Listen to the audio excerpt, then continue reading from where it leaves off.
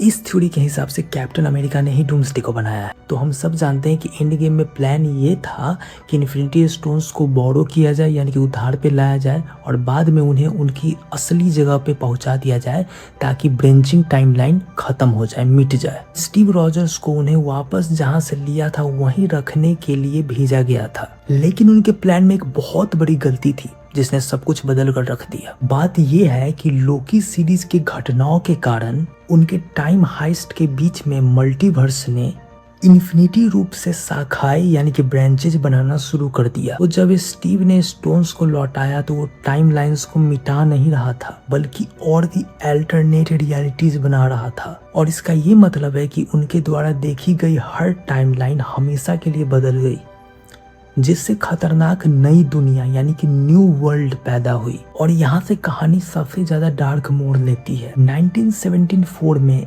Steve Rogers ने Tesseract को, जो कि एक रॉ पावर सोर्स था, उसे सील्ड को सौंप दिया था। लेकिन वो सील्ड नहीं थी, वो हाइड्रा थी जो कि इसे गुप्त तरीके से नियंत्रित कर रही थी। उसी शक्ति से हाइड्रा बहुत ही जल्द दुनिया पर कब्जा कर लेती।